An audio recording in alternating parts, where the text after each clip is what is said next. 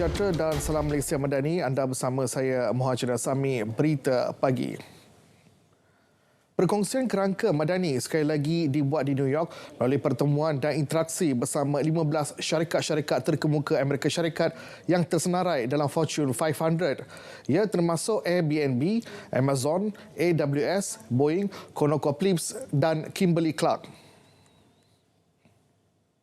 Menurut Perdana Menteri Datuk Seri Anwar Ibrahim, kesempatan ini digunakan sepenuhnya untuk menjelaskan kerangka ekonomi madani yang disokong Pelan Induk Perindustrian Baharu 2030, Pelan Hala Tuju Peralihan Tenaga Negara serta kajian separuh penggal RM ke-12. Ketiga-tiga perkara tersebut akan menjadi panduan dalam mencapai matlamat pembangunan negara. Jelas beliau, peranan majlis dan Dewan Perniagaan seperti US ASEAN Business Council, USABC dan United States Chamber of Commerce, USCC sebagai medium antara kerajaan dan komuniti perniagaan merupakan pemangkin kejayaan pelaksanaan inisiatif-inisiatif kerajaan. Amerika Syarikat merupakan rakan dagang Malaysia yang ketiga terbesar sejak tahun 2015.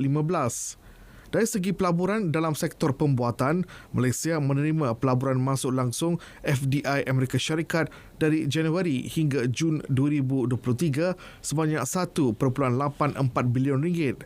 Pelaburan ini telah menyumbang sebanyak 1,558 peluang pekerjaan. Perdana Menteri Datuk Seri Anwar Ibrahim akan melakukan lawatan kerja ke Emirat Arab Bersatu UAE dan Arab Saudi Oktober depan.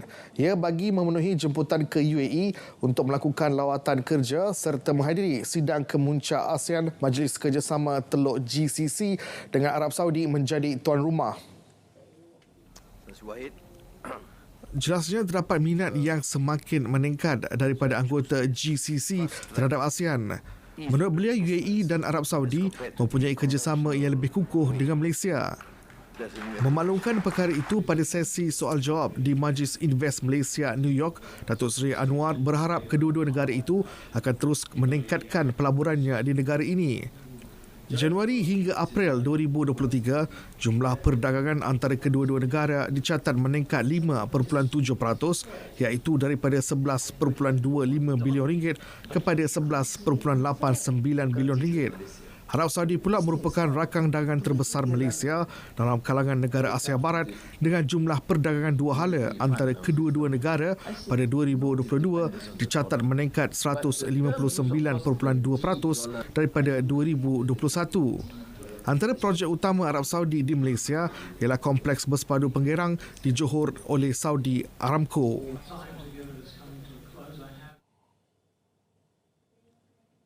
Kolokium Timbang Tara Antarabangsa 2023 yang akan berlangsung di London Isnin ini akan memberi tumpuan isu syarikat litigasi yang boleh menggugat kedaulatan sesebuah negara daripada premis tuntutan bentuk perdagangan. Menteri di Jabatan Perdana Menteri, Undang-Undang dan Reformasi Institusi, Datuk Seri Azalina Osman Said memaklumkannya pada majlis pra-pelancaran kolokium itu yang diadakan di Pejabat Suruhanjaya Tinggi Malaysia di London. Apa yang third party funders ni tak faham bahawa dia nak buat perniagaan dalam bentuk tersebut tu, itu hak mereka, tetapi terhadap syarikat bolehlah, tapi bukan terhadap sebuah negara.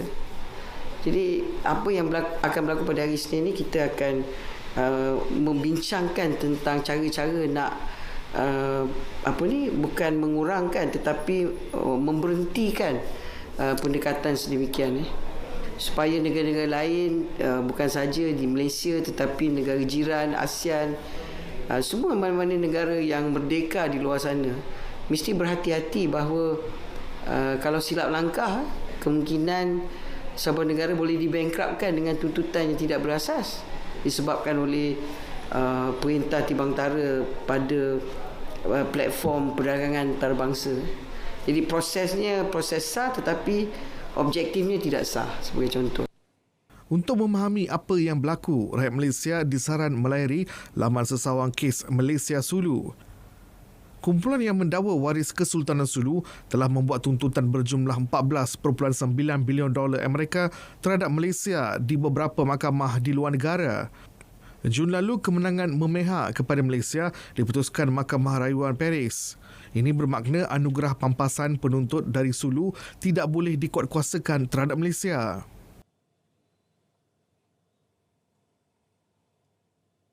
Keharmonian masyarakat berbilang etnik di Sarawak wajar menjadi model perpaduan di negara ini. Justru rakyat Sarawak diseru terus memberi contoh dan teladan khususnya kepada rakyat di Semenanjung. Kita tidak ada perasaan tentang latar belakang masyarakat kita, tapi kita boleh hidup sebagai satu keluarga. Tak kira apa latar belakang, tak kira apa kebudayaan, kepercayaan kita, dan diharapkan dengan inilah anak-anak pelajar yang dihantar Semenanjung ini, you are the ambassador yang akan membawa suara Sarawak dan akan menyampaikan bagaimana kehidupan rakyat Sarawak yang harmonis untuk kita bawa ke Semenanjung ini. Beliau ditemui selepas penasmikan Majlis Pertukaran Dokumen Memorandum Persefahaman MOU antara Petronas dan Yayasan Sarawak di Ibu Negara. MOU melibatkan penajaan penuh 40 pelajar baru bawah Petronas dan selebihnya ditaja Yayasan Sarawak melibatkan bidang sains dan matematik serta bidang teknikal dan kejuruteraan. Pendidikan dan latihan teknikal dan vocational TVET sesuai dijadikan pilihan pertama bagi melanjutkan pelajaran. Timbalan Menteri Sumber Manusia Mustafa Sa'mud berkata, TVET boleh menyumbang kepada peningkatan tenaga kerja mahir demi kestabilan dan pembangunan ekonomi negara. Institusi TVET itu diangkat sebagai satu pendidikan yang perlu diiktiraf.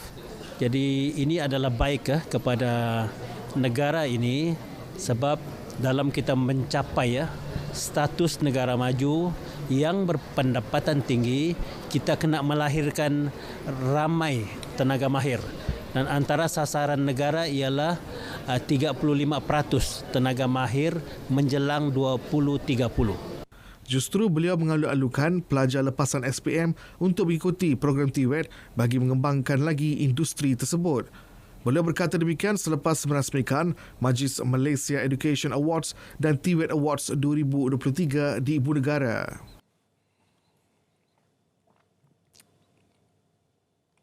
Masjid Selat Melaka yang terletak di Pulau Melaka ditutup sementara kepada pelancong. Esko Pendidikan, Pengajian Tinggi dan Hal Ehwal Agama Negeri, Datuk Rahmat Mariman berkata penutupan itu bagi memberi laluan kepada kerja-kerja naik taraf yang sedang dilaksana di masjid berkenaan. Bagaimanapun katanya, bagi tujuan ibadah solat masih dibenarkan. InsyaAllah kerja-kerja akan siap dilaksanakan pada penghujung tahun ini. Dan untuk makluman, buat sementara waktu ni kita memang membuat penutupan sementara kepada pelancong-pelancong lah, kerana kawasan tersebut sedang dalam proses baik pulih, takut membahayakan kepada pelancong-pelancong lah kawasan tersebut, agak kurang selamat lah buat masa ini. Jelasnya kerja-kerja naik taraf bernilai keseluruhan kira-kira 2.8 juta ringgit itu sebagai persediaan Tahun Melawat Melaka 2024. Datuk Rahmat ditemui pemberita pada Majlis Anugerah Zakat Melaka Sektor Awam dan Swasta 2022 di Bandaraya Melaka.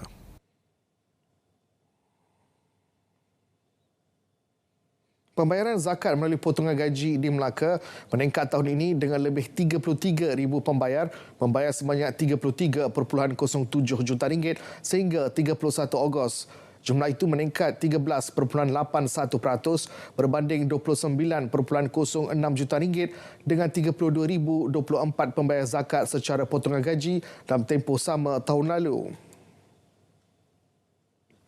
Esko Pendidikan, Pengajian Tinggi dan Hal Ehwal Agama Negeri, Datuk Rahmat Mariman berkata ia perkembangan positif dengan kesedaran terhadap pembayaran zakat dalam kalangan umat Islam di negeri itu. Sehingga 31 Ogos kita telah pun mencapai kutipan sebanyak 89.17 juta ringgit. Ini peningkatan sebanyak 11.9 juta berbanding tahun yang lepas dan sasaran kutipan zakat kita pada tahun ini adalah sebanyak 123 juta ringgit, insya-Allah dapat dicapai. Tambahnya, sehingga 31 Ogos, zakat pendapatan merekodkan jumlah kutipan tertinggi iaitu sebanyak 48.05 juta ringgit atau 57.60%. Manakala zakat terendah adalah zakat pertanian dengan kutipan kira-kira RM31,000 atau 0.04%. Jumlah keseluruhan kutipan zakat Melaka setakat 31 Ogos adalah sebanyak RM89.17 juta.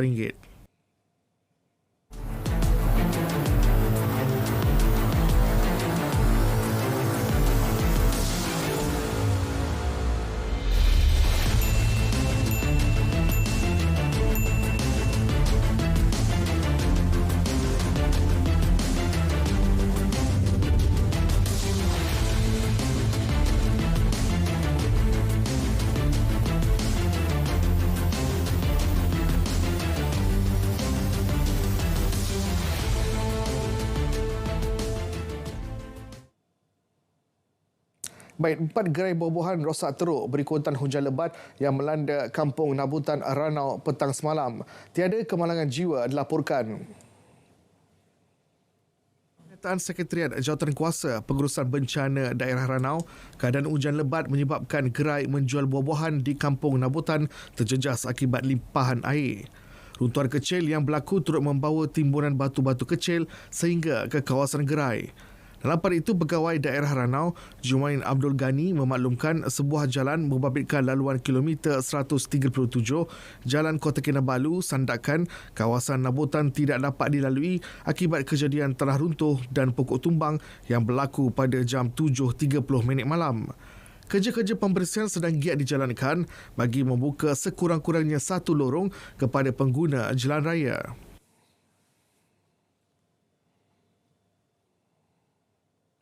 Hujan lebat selama 2 jam pagi semalam telah menyebabkan beberapa buah kawasan di daerah Kerian dan Larut, Matang dan Selama LMS dilanda banjir kilat. Seramai 57 orang daripada 18 keluarga terpaksa dipindahkan ke Pusat Pemindahan Sementara PPS di Dewan Orang Ramai Kampung Simpahal selepas rumah penduduk dimasuki air. Menurut Sekretariat Jawatankuasa Pengurusan Bencana Daerah, penduduk terjejas terdiri daripada 20 lelaki, 23 perempuan dan 14 kanak-kanak. Difahamkan hujan lebat berterusan telah menyebabkan kawasan tersebut dinaiki air dengan kedalaman 0.5 meter. Pemantauan diteruskan oleh pihak berwajib di lokasi dan PPS bagi memastikan keselamatan dan kebajikan penduduk terjejas.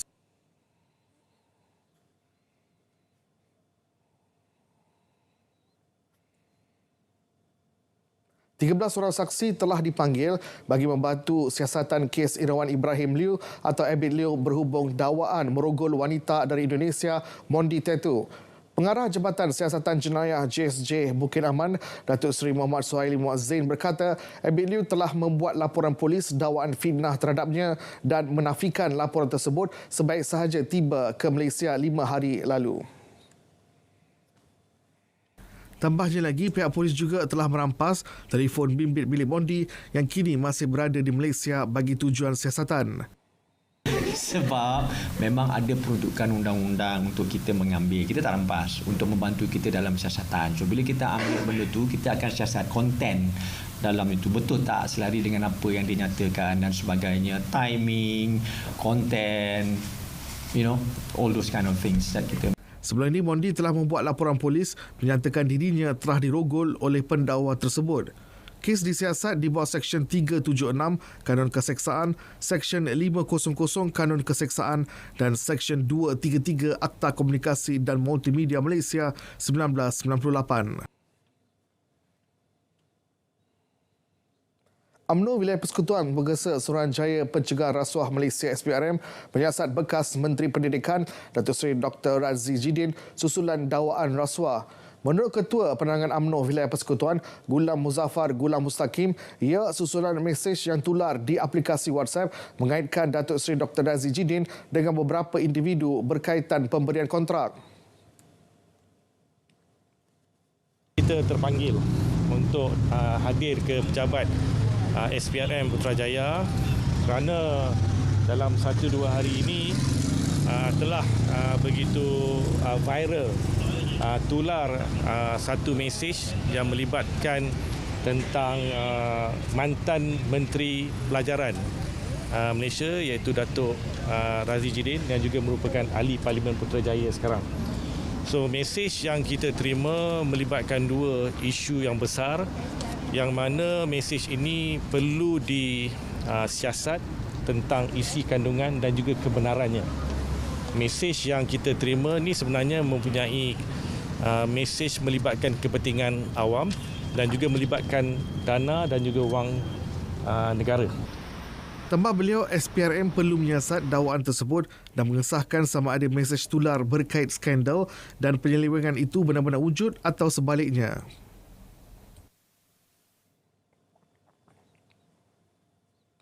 Sektor automotif Malaysia dijangka mencipta rekod jualan lagi tahun ini jika jumlah keseluruhan industri TIV kekal kukuh bagi tempoh 4 bulan akan datang. RHB Research memaklumkan ini disokong oleh penyerahan kenderaan yang kukuh pada separuh kedua tahun ini, terutamanya jenama yang memiliki pesanan tertunggak yang besar. TIV Ogos berjumlah 72,000 unit dan menyaksikan peningkatan kukuh bulan ke bulan. Anggaran TIV 2023 sebanyak 725,000 unit selari dengan jangkaan Persatuan Automotif Malaysia MAA 2023. Green Tech Axis Berhad menandatangani memorandum persefahaman MOU dengan Lembaga Kemajuan Tanah Persekutuan Felda bagi membangunkan loji pengurusan sisa berpadu. Kementerian Kewangan mengalu-alukan usaha tersebut yang membangunkan kredit karbon sejajar dengan Matlamat Pembangunan Mampan SDG. Bagi fasa pertama, Green Tech akan membina loji pengurusan sisa bersepadu IWMP di kawasan Feldah Wilayah Selatan membabitkan kos permulaan sebanyak 1.4 bilion ringgit. Feldah Adila, Feldah Aitawa dan Feldah Tenggaro bakal menjadi perintis awal bagi model IWMP. Sampah ataupun sisa pepejal itu daripada rumah peneroka dan juga daripada kilang Felda. Itu ya. Daripada sumber begitu ya. Kemudian diproses untuk dijadikan bahan-bahan lain seperti baja contohnya. Betul. Secara keseluruhan, projek rintis IWMP akan membabitkan nilai pembangunan kasar GDV sebanyak 10 bilion ringgit bagi tempoh 10 tahun akan datang. MOU tersebut disaksikan oleh Timbalan Menteri Kewangan 1, Datuk Seri Ahmad Maslan.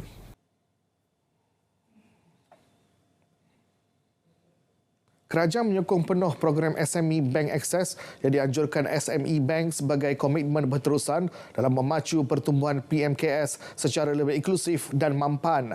Menteri Pembangunan, Usahawan dan Koperasi Dato' Yvonne Benedict berkata program ini peluang terbaik untuk berinteraksi dan berbincang dengan pelabur, pemasar dan agensi-agensi untuk meningkatkan kapasiti serta keperluan pasaran. Dan bagi pihak kementerian, saya berharap para usahawan khususnya PMKS di negara kita dapat menggunakan Access 2023 ini untuk membangunkan perusahaan mereka kerana ini merupakan satu platform business matching and networking. Bagi tahun ini, SME Bank telah membawa seramai 100 rakan strategik yang terdiri daripada pempamer, panel speaker dan pembeli dari luar negara. Daripada jumlah itu, 24 pembeli dari negara-negara ASEAN dan juga India telah dibawa bagi menghubungkan usahawan tempatan dengan pasaran luar. Dato' Iwan berkata demikian selepas merasmikan Majlis Pelancaran SME Bank Access 2023 di Ibu Negara.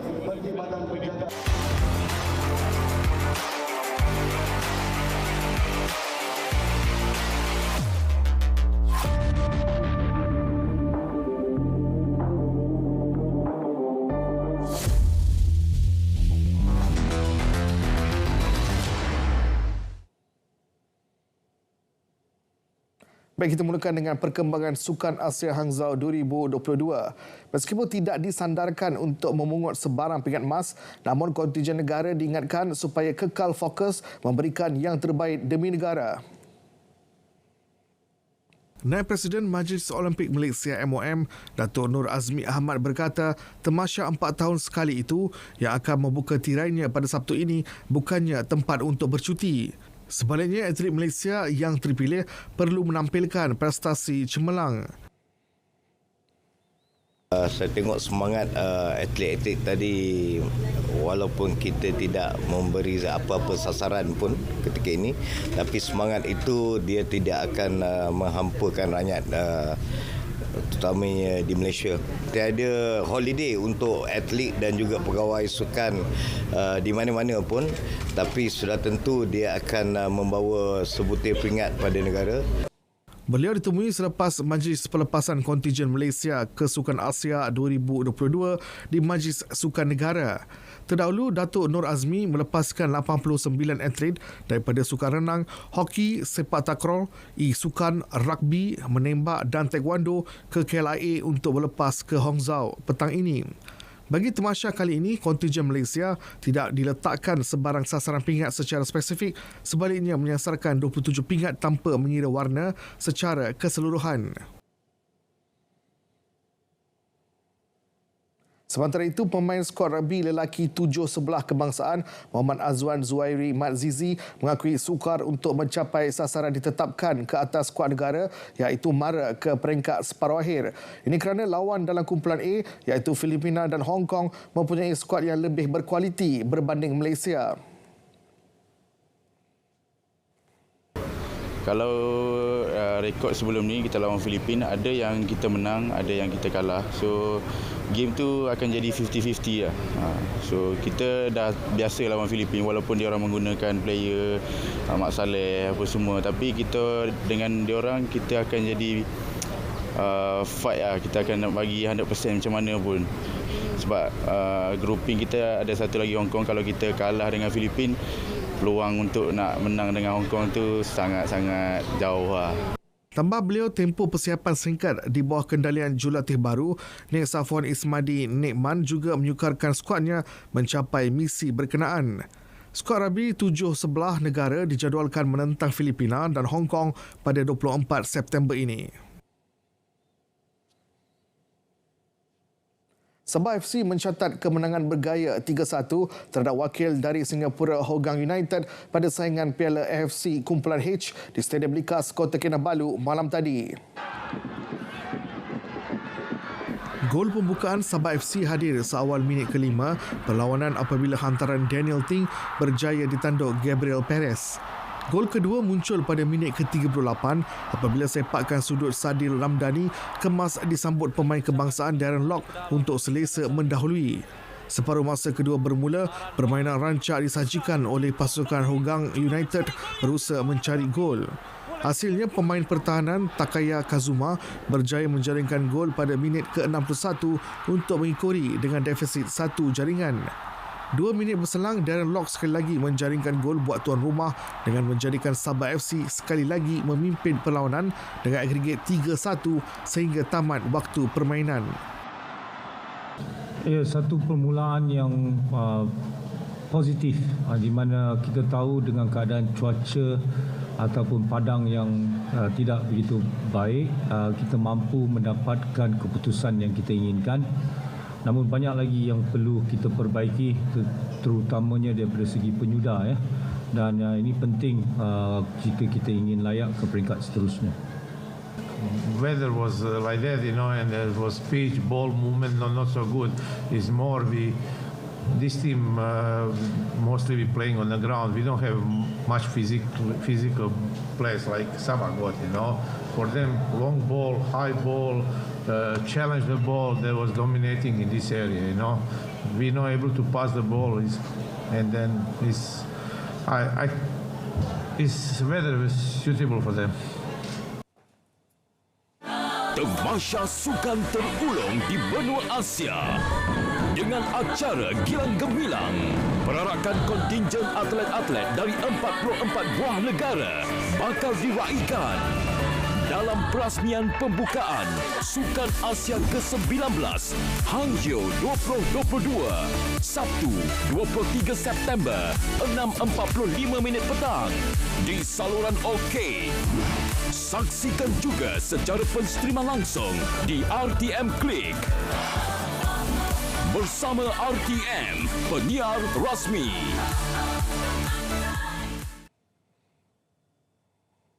Baik, berita pagi berakhir di sini. Saya Mohan Cendasami.